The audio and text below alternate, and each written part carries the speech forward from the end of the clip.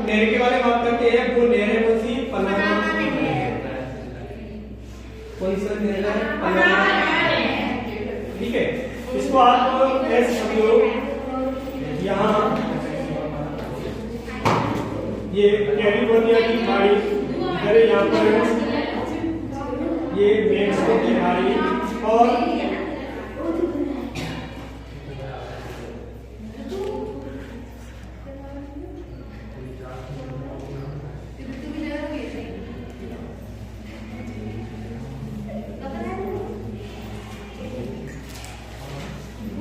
ये दक्षिणी अमेरिका और ये उत्तरी अमेरिका।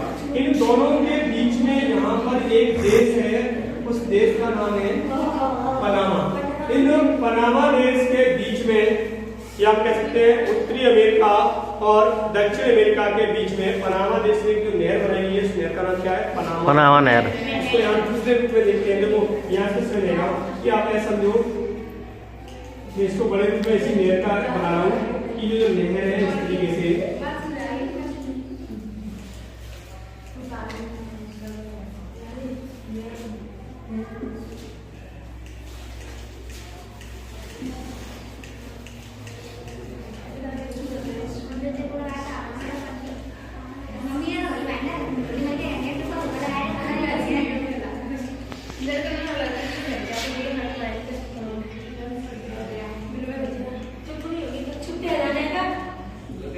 हाँ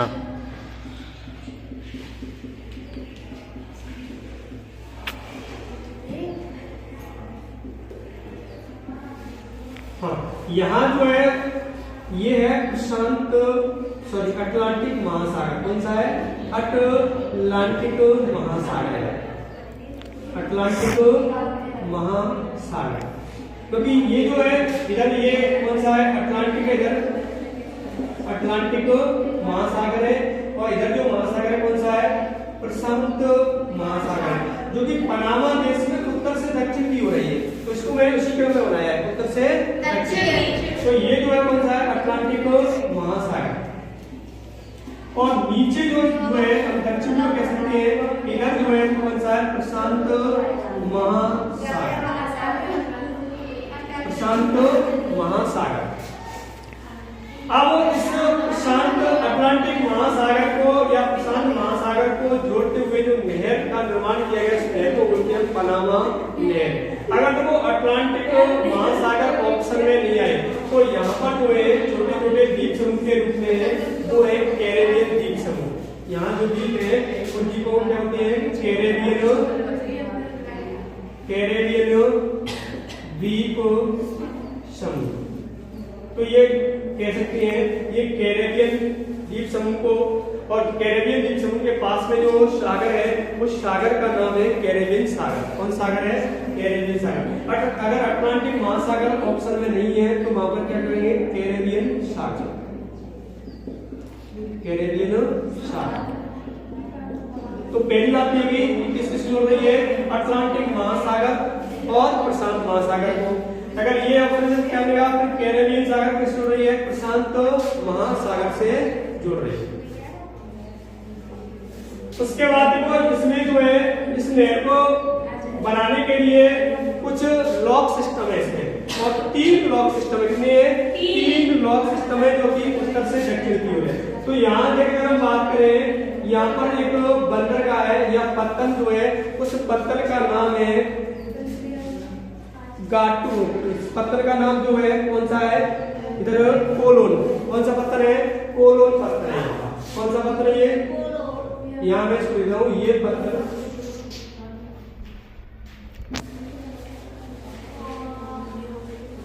इधर जो पत्थर है ये कौन सा पत्थर है? कोलोन पत्थर,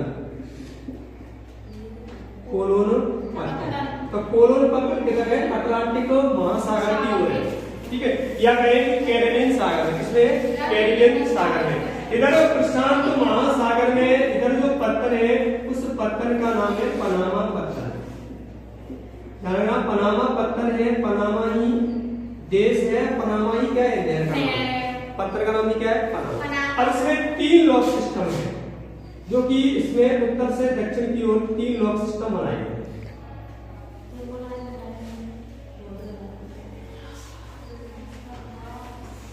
3 लॉक सिस्टम बनाने का यहाँ पर भी मुख्य उद्देश्य ये था कि इस नहर की जो गहराई है सभी जगह बराबर गहराई नहीं थी। तो इसमें जो पहला जो लॉक है उस पहले लॉक को बोलते हैं गाटू लॉक। क्या बोलते हैं? गाटू लॉक्स। क्या बोलते हैं? गाटू लॉक बोलते हो या गाटू लॉक्स लिखते हैं। उसके बाद यहाँ पर दूसरा जो है वो है पेड्रो लॉक्स। कौन सा है? Pedro locks. कौन सा है? Pedro locks. दूसरा जो है वो कौन सा है? Pedro locks. और तीसरा जो है वो है मिराफ्लोर्स। कौन सा है? मिराफ्लोर्स। यहाँ जो लॉक सिस्टम है तीसरा, इसका नाम है मिराफ्लोर्स। तीसरा लॉक कौन सा है? मिराफ्लोर्स। पहला तो कौन सा है? गाटू लॉक्स। और दूसरा कौन सा है? Pedro locks. तीसरा कौन सा है? मिराफ्लोर्स लॉक्स। और इसके अगर हम बीच में यहाँ बात करें तो यहाँ पर एक झील भी है, उस झील को भी इस पनामा नहर में शामिल किया गया। जिस प्रकार से हमने पढ़ा था कि सुएज नहर, और सुएज नहर को बनाने के लिए जो है 3 नहरों को प्रयोग में लिया गया था। एक तो कौन सी थी? मंजाला झील, एक थी ग्रेट विक्टर झील, और एक कौन सी? लिटिल विक्टर झील। इसी प्रकार से यहाँ पर एक झील थी मध्य में, उस झील को बोलते हैं गाटू झील। गाटू झील कौन सी है? गाटू झील। अब हम इसकी जो बेसिक चीजें हैं वो देख लेते हैं। ये तो इसका क्या हो गया? रेखा चित्र हो गया कि कहां से किसको जोड़ रही है। तो किसको जोड़ रही है? अटलांटिक महासागर को प्रशांत महासागर से। या हम कहें कैरेबियन सागर को किससे जोड़ रही है? प्रशांत महासागर से। तो उत्तर में कौन सा है? अटलांटिक महासागर, और दक्षिण में कौन सा है? प्रशांत महासागर। इसके उत्तर में जो पत्थर है उस पत्थर का नाम है कोलोन पत्थर, और दक्षिण में या प्रशांत महासागर की ओर जो पत्थर है उसका नाम क्या है? पनामा पत्थर। आप देखिए इसकी जो कुल लंबाई है, कुल लंबाई, तो इस नहर की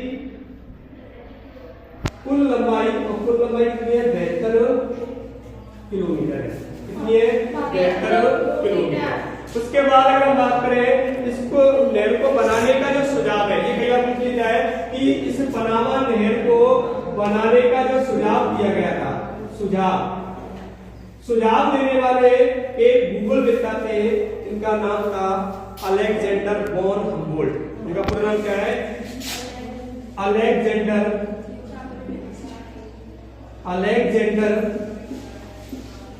वॉन हम्बोल्ट।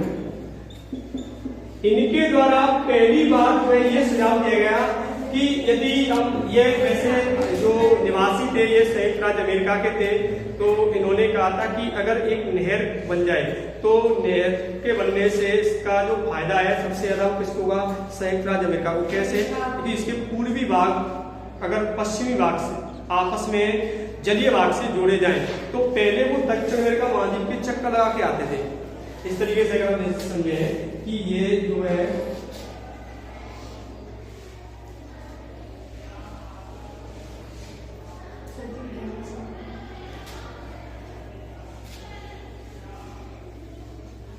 अगर मान लीजिए ये तो अगर रास्ता वाला पार्ट, और ये कौन सा गया? कनाडा, और यहाँ ये संयुक्त राज्य अमेरिका जो है मैक्सिको। यहाँ जो देश है ये कौन सा? पनामा। अब मान लीजिए कि इधर यहाँ एक जगह है न्यूयॉर्क। कौन सी है? न्यूयॉर्क। इधर मान लीजिए कि यहाँ पर एक जगह है सैन फ्रांसिस्को। कौन जगह है? San Francisco. जगह का नाम क्या है? San Francisco. अब मान लीजिए कि यहाँ से न्यूयॉर्क से कोई पानी का जहाज है, तो उसको यहाँ से वो चलना प्रारंभ करता था पहले। तो इस तरीके से घूमते हुए वो दक्षिण अमेरिका महाद्वीप के चक्कर लगाते हुए तब कहां पहुंच पाता था? San Francisco. तो इसको घूमने में काफी समय लगता था। साथ ही साथ अगर हम ये कहें,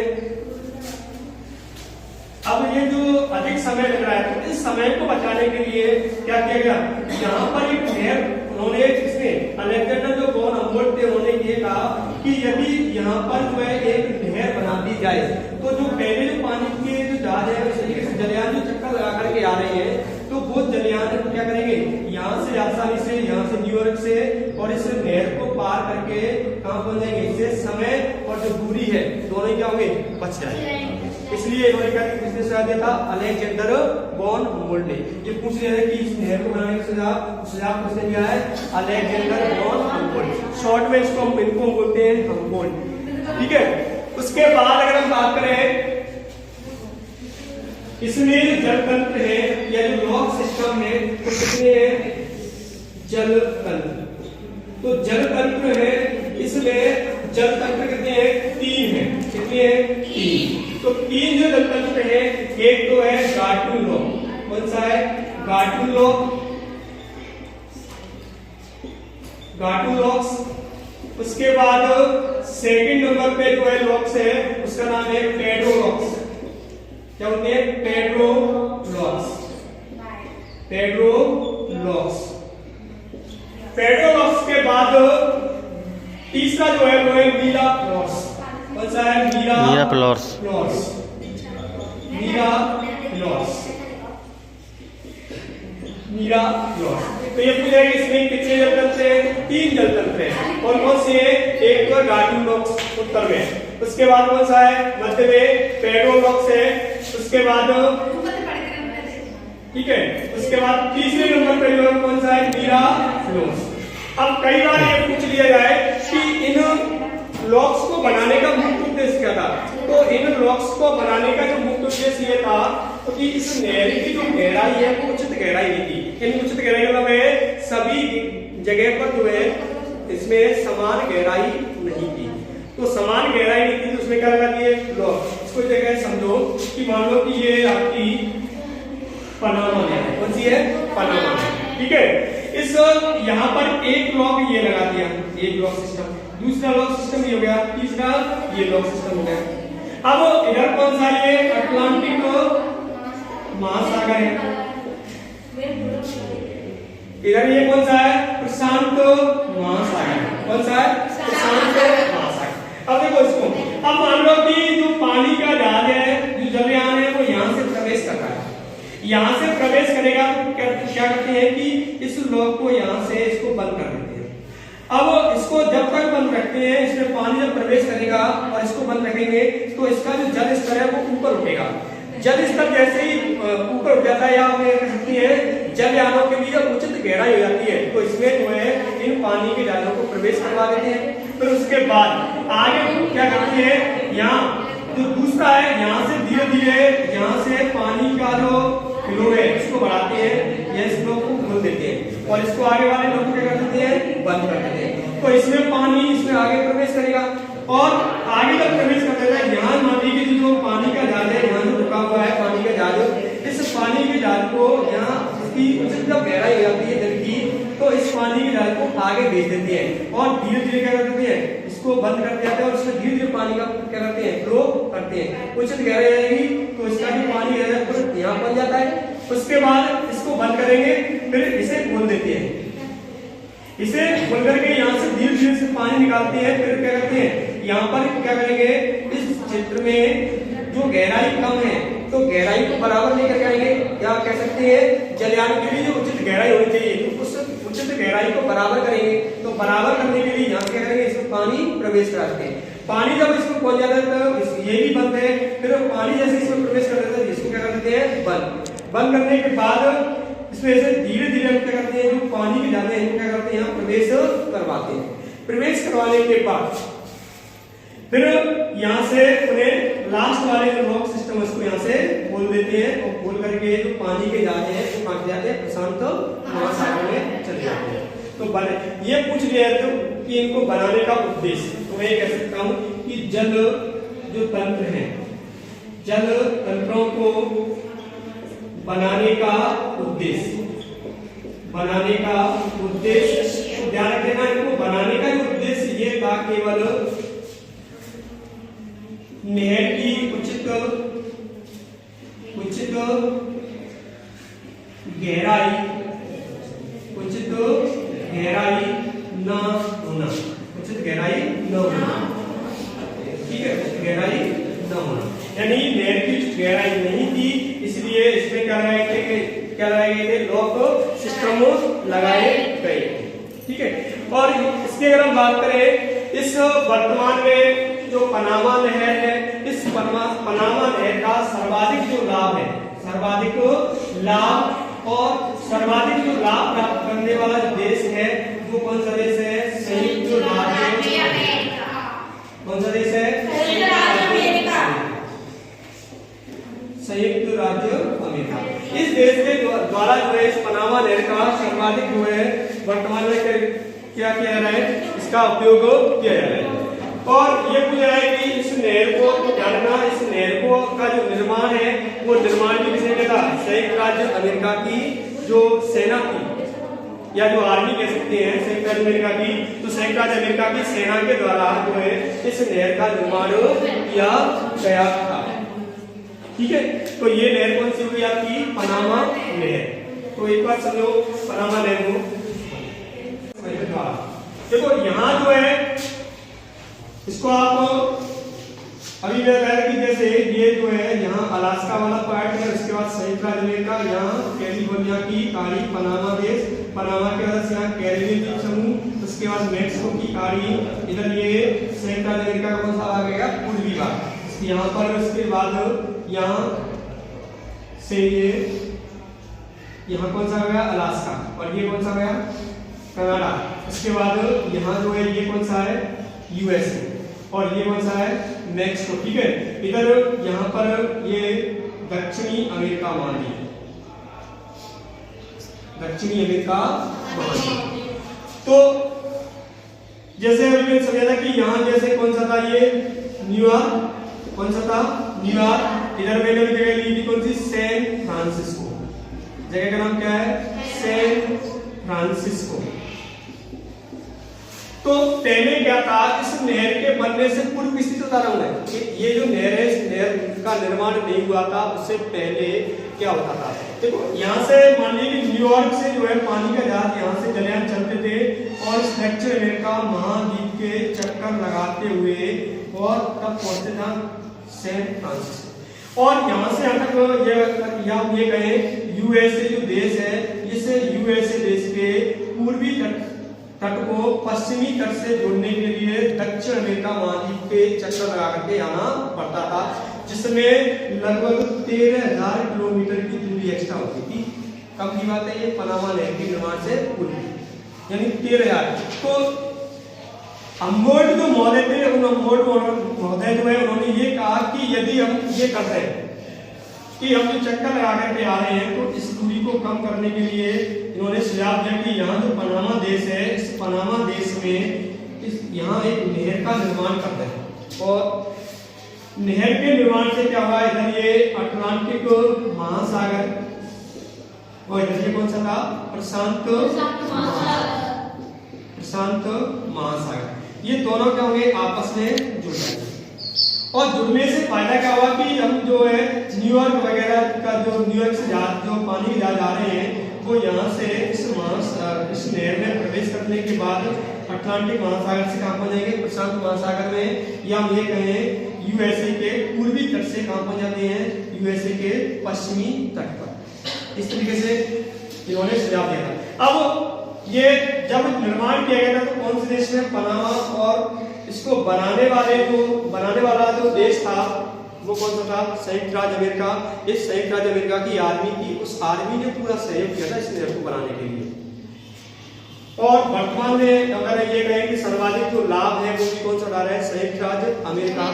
और वर्तमान में ये बात की जाए कि जो पनामा नहर है तो वो कौन से देश को सौंप दी गई है?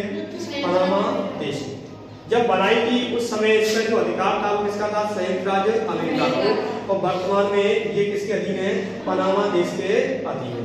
अब हम इसको चित्र के माध्यम से यहाँ जो बताया था मैंने इस तरीके से कि ये जो है कौन सा था? इधर उसी को मैंने बड़े रूप में बनाया है। या ये कौन सा था? अटलांटिक महासागर। ठीक है, और दक्षिण में कौन सा था? प्रशांत महासागर। अटलांटिक महासागर में जो पत्थर है उसका नाम था कोलोन पत्थर। उसके बाद प्रशांत महासागर है, प्रशांत महासागर में जो पत्थर था उसका नाम क्या था? पनामा पत्थर। जब इस नहर को बनाने के लिए एक समस्या थी कि समस्या ये थी कि इसके बीच जो है यहाँ पर बीच में क्या थी? झील थी। झील का नाम था गाटू झील। इधर इस झील के बीच में जो है उचित गहराई नहीं थी।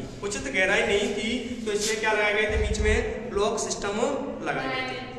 लॉक सिस्टम कौन कौन से थे? एक तो इसमें था गाटू लॉक्स था, एक था पेड्रो लॉक्स और एक कौन सा है मीरा लॉक्स। अभी जैसे इसको गाटू लगाने का जो उद्देश्य क्या था? उद्देश्य हमें लिखा है कि जलतंत्रों को बनाने का जो उद्देश्य है वो क्या था? नहर की उचित गहराई न हो। क्या था? नहर की उचित गहराई न हो। यानी कैसे? जैसे यहाँ से अभी बताया था कि ये कौन सा अटलांटिक महासागर, तो यहाँ मान लो कि ये पहला लॉक सिस्टम और इसका नाम है गाटू लॉक, तो इसको यहाँ बंद कर देते हैं। इधर अटलांटिक महासागर की ओर से इसमें पानी प्रवेश करता, पानी प्रवेश करेगा तो इसमें क्या हो जाएगी? इस क्षेत्र में जल की उचित गहराई हो जाती है। जब इसमें जल उचित मात्रा में प्रवेश कर जाता है तो इसमें क्या करते हैं? पानी के जहाजों को यहाँ प्रवेश करा देते हैं। फिर आगे वाला जो यहाँ जो लॉक बना हुआ है जिसे हम बोलते हैं पेड्रो लॉक्स, कौन सा था? Pedro locks. इस आगे वाले को बंद कर देते हैं और यहाँ से जो पानी के जहाज हैं इन पानी के जहाजों को यहाँ पर प्रवेश करा देते हैं, लेकिन वो आगे तक नहीं जा सकते। क्यों? क्योंकि यहाँ पर पानी की उचित गहराई नहीं है। इधर ये आगे वाले जो जलतंत्र है इसको बंद कर देते हैं, यहाँ से इसमें धीरे धीरे पानी छोड़ते हैं। पानी छोड़ने के बाद इसकी उचित गहराई कर देते हैं। जैसी उचित गहराई हो जाती है फिर उसके बाद इन पानी के जहाजों को आगे भेजा जाता है और यहाँ क्या लगा देते हैं? आगे लॉक को बंद कर देते हैं, या जो जलतंत्र जो जलबंध है उसको क्या कर देते हैं? बंद कर देते हैं। यहाँ जिसमें पानी के जहाज है लेकिन वो आगे नहीं जा सकते क्योंकि इसमें क्या है? उचित गहराई नहीं है। तो वही सेम कि यहाँ से क्या करेंगे? इसमें पानी प्रवेश कराएंगे। पानी प्रवेश कराते हैं इसमें तो इसकी जब उचित गहराई हो जाती है इसमें, तो यहाँ से क्या है? फिर इन पानी के जहाजों को इधर प्रशांत महासागर की ओर भेज दिया जाता है। तो ये बनाने का मुख्य उद्देश्य था। तो ये पूछा जाए कि कितने इसमें जलतंत्र है? तो तीन। कौन कौन से हैं? एक तो गाटू लॉक्स है, एक कौन सा है? पेड्रो लॉक्स है, एक कौन सा है? मीरा लॉक्स। उसके बाद इसकी जो कुल लंबाई है, कुल लंबाई कितनी है? 72 किलोमीटर। कितनी है? 72 किलोमीटर। इसको बनाने का जो सुझाव है वो किसके द्वारा दिया गया था? Alexander von Humboldt. उसके बाद इस पे जलतंत्र कितनी है? कौन से? Gatun locks, Pedro locks, Mira locks. और जलतंत्रों को बनाने का उद्देश्य है वो क्या है? इसके बाद वर्तमान में इस नहर का सर्वाधिक जो लाभ प्राप्त कर रहा है वो कौन सा देश है? उसके बाद ये है कि इसका जो निर्माण है वो किसके द्वारा किया गया? तो इसका निर्माण जो है संयुक्त राज्य अमेरिका की आर्मी के द्वारा किया गया। ठीक है।